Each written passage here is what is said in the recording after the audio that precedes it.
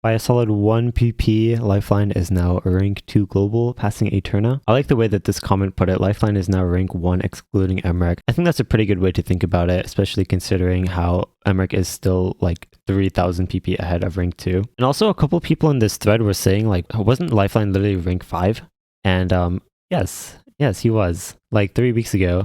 This guy's just kind of going in. We can check his recent scores. And okay, I don't know if it's just me, but I keep having this habit. I'm trying to check people's top plays, and I do this. And I'm like, wow, what happened to all their top plays? But it's just their pin scores. But yeah, we can go through his top plays. And so there's a browser extension that I'll have linked in the description. It's called Ozu Plus, and you can highlight the last, let's do 30 days. And we can just see this guy has just kind of been going in the last few days. There we go.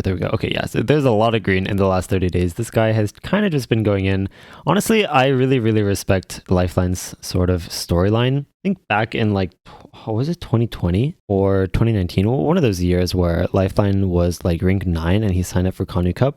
So for reference, Konyu Cup was a draft-based tournament where everyone signed up individually, and then there were captains that would take turns picking people from the list of registered players to add them to their team. His skill set was so one-dimensional and just not really suitable for tournament gameplay that nobody really wanted to have him on their team. And despite being rank 9 in the world, Lifeline was sort of ignored by most of the captains just because his skill set was so PP oriented, so solo oriented. But there's this sort of saying that's been kind of going around where if you want to have a really high skill cap in tournaments, then what you really want to do is start by just pushing your raw mechanics in like one direction. So it could be like raw aim, raw speed, something like that. And then from there, you sort of branch out. I think one way to think about it, if you guys have ever played Minecraft and like, let's say you're trying to build a house like really, really up in the sky, you'd rather just like use scaffolding and just like keep building blocks under you and just like, jumping up all the way to like a really high y-axis and then start expanding the base of your house rather than like expanding the base at a very low level and then trying to expand